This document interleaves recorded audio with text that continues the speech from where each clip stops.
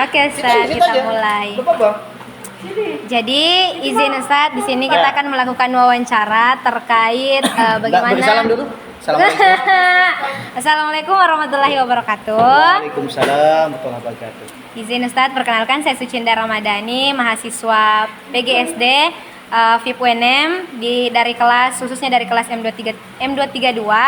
Nah, di sini saya akan melakukan sebuah wawancara, Ustadz. Iya, Karena sebagai pemenuhan tugas mata kuliah manajemen kelas di sekolah dasar. Adapun beberapa pertanyaan yang akan saya ajukan, Ustadz, itu terkait bagaimana manajemen kelas di kelas 6 Ammar ini sendiri di SDIT Ma'arif khususnya. Nah, ada di sini akan ada 9 pertanyaan yang akan saya lontarkan. Silahkan dijawab dengan sejujur-jujurnya. Oke. Dan Oke, langsung saja kita masuk di pertanyaan pertama, Ustadz. Nah, pertanyaan pertama itu bagaimana Ustadz melihat kondisi kedisiplinan siswa khususnya di kelas 6 Ammar secara umum? Ya. Oke, terima kasih Kak Suci. Pertanyaannya yang ditujukan kepada saya. Pertanyaan pertama, bagaimana kondisi di kelas 6 Ammar? Sejujurnya kalau saya mau menyampaikan selama artinya pengalaman saya selama menghadapi menjadi wali kelas di kelas 6, alhamdulillah ini adalah sedikit skala komplit kecil dibanding yang sebelumnya. Artinya anak wali yang saya hadapi saat ini itu lebih enak, lebih mudah saya tangani dibanding sebelum-sebelumnya. Sebelum-sebelumnya. Ya. Oke. Nah, untuk pertanyaan yang kedua itu apakah Ustadz sering menemukan peserta didik yang berjalan-jalan di kelas saat pembelajaran berlangsung? Nah, jika iya, seberapa sering hal ini terjadi di dalam proses pembelajaran, Ustadz? Iya. Jadi kalau soal itu namanya anak-anak ini kan kelas SD itu masih sekolah dasar, artinya masih memang anak-anak. Iya. Jiwanya anak-anak. Betul. Anak-anak itu mau bermain. Mereka mendengar hanya sesaat, paling hanya beberapa menit, sebentar lagi bergerak lagi. Kalau lagi-lagi saya menyampaikan bahwa ini skala konflik terkecil dibanding sebelumnya. Sebelum-sebelumnya. Kalau ada yang jalan-jalan, mungkin sekali saya menegur itu sudah kembali dulu. Dibanding sebelumnya, sebelumnya itu Allahu Akbar, luar biasa. Mungkin faktor jumlah peserta didiknya, perempuan dengan laki-laki itu kurang lebih sama, beda tipis saja dibanding sebelumnya. Sebelumnya itu jumlah 28 mendominasi laki-laki. Jadi memang sulit untuk di samping kelasnya juga kecil. Kalau di sini kelas begitu luas, jadi anak-anak juga leluasa mau bergerak. Tapi sekali ditegur, alhamdulillah mereka mendengar. Kemudian menurut Ustadz, apa faktor penyebab peserta didik melakukan perilaku tersebut, melakukan perilaku yang berjalan-jalan di kelas, mengganggu teman, atau sampai meninggalkan tempat duduknya tanpa seizin? Ya, pertama kalau saya melihat, kondisi ruangan yang artinya kurang mendukung fasilitas yang ada. Ya. Kondisi di sini beda dengan ruangan yang lain. Ruangan lain itu dilengkapi dengan AC dingin. Sementara di sini mungkin anak-anak fokusnya di pagi hari. Masih terasa masih segar. Begitu di jam 10 ke atas itu sudah mulai panas. Jadi faktor pertama adalah kondisi situasi ruangan kelas memang kurang mendukung. Baik santri sendiri maupun saya secara pribadi sebagai guru. Itu mungkin salah satu faktor. Yang kedua, memang ada beberapa karakter santri yang memang sulit kalau tidak bergerak. Gatal pantatnya kalau tidak bergerak, tidak meninggalkan tempat. Iya, tidak meninggalkan tempat. Jadi memang ada karakter seperti itu, tapi saya mencoba. Insyaallah memang tujuan kita ini adalah membentuk karakter santri. Pelan-pelan saya akan berubah dan alhamdulillah sejak beberapa bulan ini saya menjadi wali kelas di kelas 6 Ammar sudah menunjukkan ada banyak perubahan lah. Yang sebelumnya mungkin susah mendengar, saya dengar di kelas sebelumnya, kelas 5, kelas 4 aktivitasnya luar biasa, proaktif memang. Di kelas 6 ini alhamdulillah sudah berkurang. Dan itu yang saya lakukan edukasi setiap hari. Jadi dilakukan edukasi setiap harinya. Setiap harinya. Dari 5 sampai 15 menit. Terus pertanyaan keempat Ustadz, bagaimana pengaruh perilaku tersebut terhadap suasana dan proses pembelajaran di kelas? Ya, sedikit mengganggu, tentu mengganggu. Pertama, yang saya lakukan di sini, mohon maaf ya, mungkin beda dengan sekolah-sekolah dasar atau mungkin di kelas lain. Kalau saya begitu melihat ada konflik, ada persoalan, langsung saya selesaikan.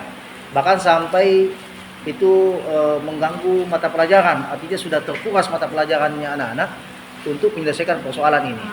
Karena biasanya kan ada guru yang ya mungkin cuek. Ya, seharusnya selesai pelajaran baru kita tindaki lah di belakangnya. Ya.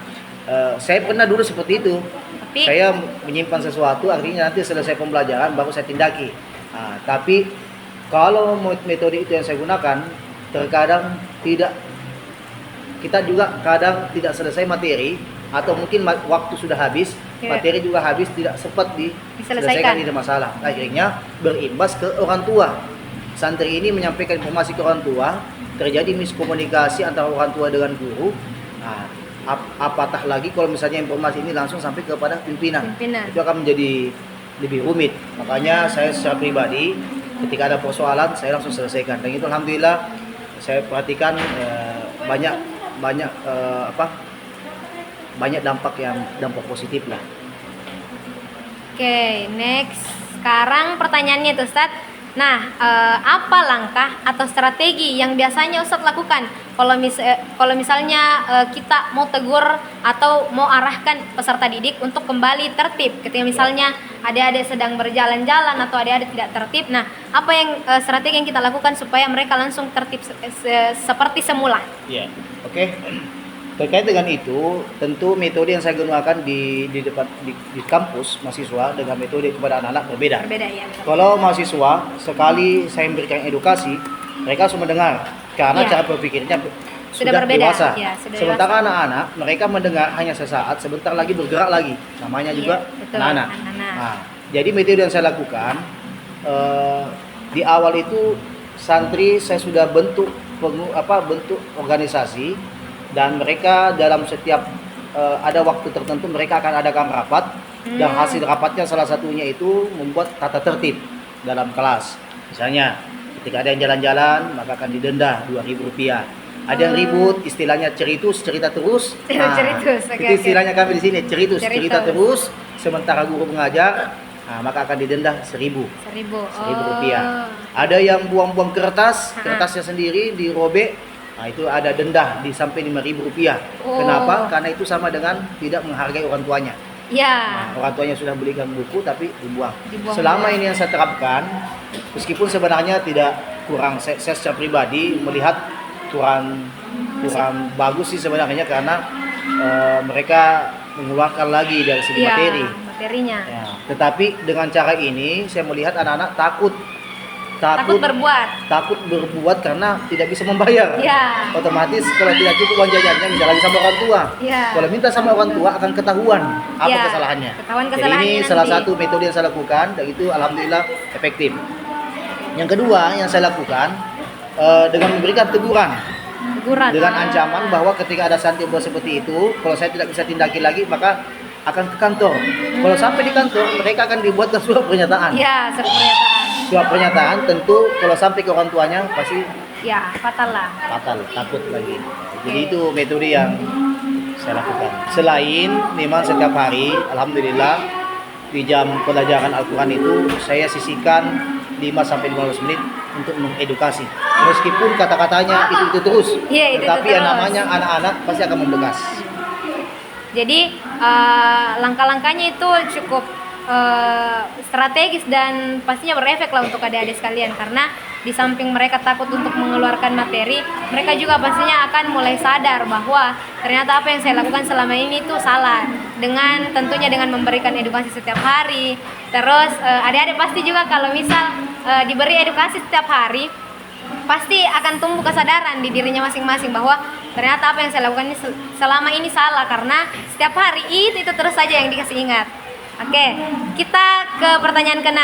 Nah, apakah ada peraturan kelas atau kesepakatan bersama yang diterapkan untuk menjaga kedisiplinan? Jika ada, bagaimana pelaksanaannya? Tapi saya rasa pertanyaan ini sudah menyangkut ke jawaban yang tadi. Iya, betul. Sudah ada diterapkan beberapa peraturan-peraturan kelas, di mana kalau misalnya menyangkut masalah kedisiplinan ada pengenaan denda untuk yang berjalan-jalan, yang cerita terus atau istilahnya ceritus, apalagi yang sampai membuat sampah dengan merobek kertas-kertasnya sendiri. Nah, saya rasa ini sudah terjawab, jadi tidak usah dijawab. Kemudian menurut Ustadz, bagaimana cara paling efektif membangun kedisiplinan belajar peserta didik di kelas? Ya. Yang paling efektif. Yang paling efektif itu menurut saya membangun kedisiplinan adalah memberikan tanggung jawab kepada setiap pejabat kelas. Jadi kita ada istilah pejabat kelas. Ini mulai dari ketua, sekretaris. Jadi ada strukturnya. Bendahara, ada strukturnya. Bendahara, kemudian ada koordinator, seperti koordinator Madin, koordinator keamanan, koordinator kebersihan. Mereka yang punya tanggung jawab.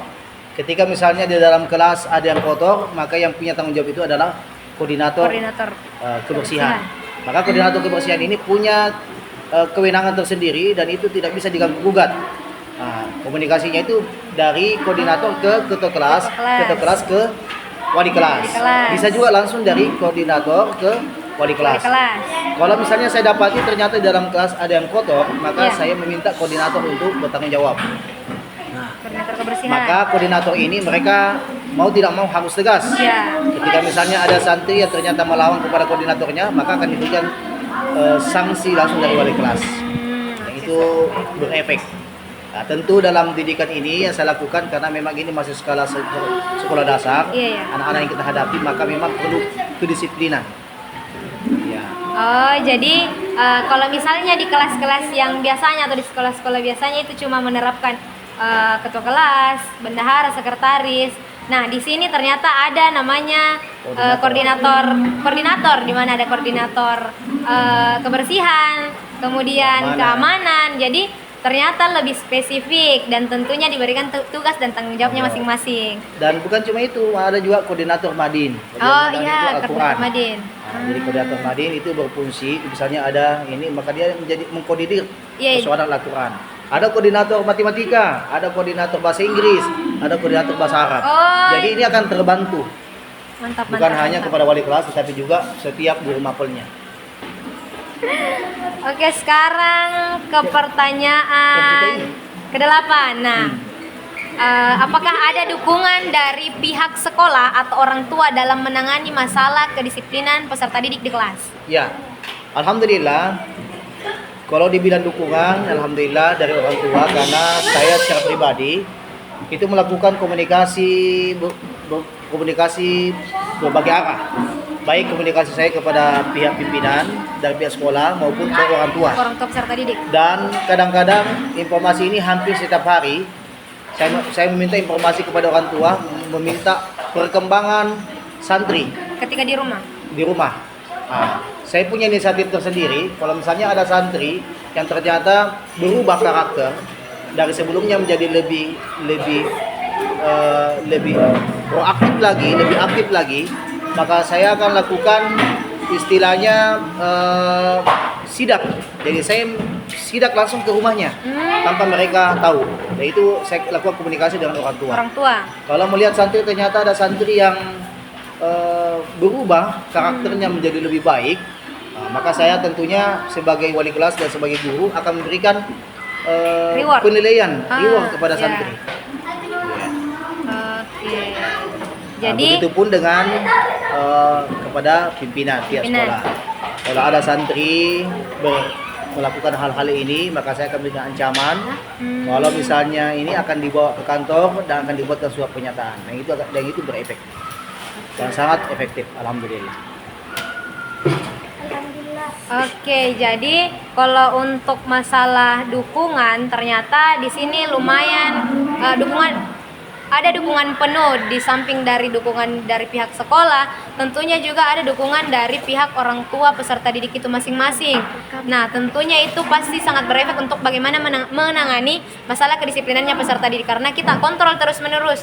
Jadi, ketika peserta didik sudah tidak di sekolah lagi, kita masih punya wewenang untuk mengontrol peserta didik di rumahnya. Kapan ada perubahan, entahkah itu perubahan, entahkah dia menjadi lebih proaktif atau menjadi lebih baik, itu kita dapat informasi dari pihak orang tua. Jadi ada dukungan full dari orang tua. Oke. Nah, sekarang pertanyaan terakhir, Ustadz. Apa harapan Ustadz terkait perubahan perilaku peserta didik agar lebih disiplin selama pembelajaran? Ya, harapan saya tentu setiap guru, setiap pendidik menginginkan yang terbaik dari siswanya. Peserta didiknya. Tapi tidak terlepas dari yang namanya adik-adikku dalam mendidik, tentu mendapatkan hal-hal yang kadang tidak sesuai dengan ekspektasi, Ya. tidak sesuai dengan harapan. Harapan.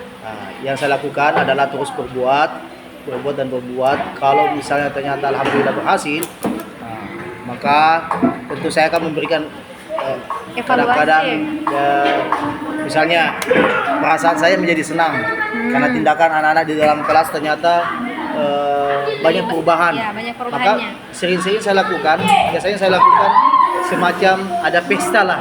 Saya buat sesuatu yang tidak disangka pada mereka. Mereka senang dengan misalnya makan sama-sama Iya. atau apa dan sebagainya. Harapan itu tentunya selalu ada, dan bahkan setiap hari saya selalu berdoa di sepertiga malam, di sujud terakhir saya berdoa semoga anak-anakku semua yang pernah saya didik itu berhasil. Dan alhamdulillah sejak waktu berangkat umrah kemarin, Insyaallah. yang pertama saya doakan itu adalah santri. Yang saya doakan adalah semua anak didik yang pernah saya ajak. Biasanya kan orang tua dulu, Ya. keluarganya dulu, tapi saya tidak, anak didik dulu yang saya doakan. Karena suatu saat ketika sudah tidak ada lagi di dunia, maka doanya mereka yang kami harapkan. Oke, Ustaz. Jadi setelah beberapa pertanyaan tadi, totalnya ada 9 pertanyaan. Saya sudah punya gambaran lah terkait bagaimana kedisiplinan dari adik-adik peserta didik kelas 6 Ammar di Sekolah Dasar Islam Terpadu Ma'arif Makassar. Terkait bagaimana kedisiplinannya adik-adik peserta didik, bagaimana penanganan kedisiplinan adik-adik peserta didik juga, dan tentunya saya dapat banyak pembelajaran di sini ketika nantinya menjadi seorang guru juga nantinya di sekolah dasar.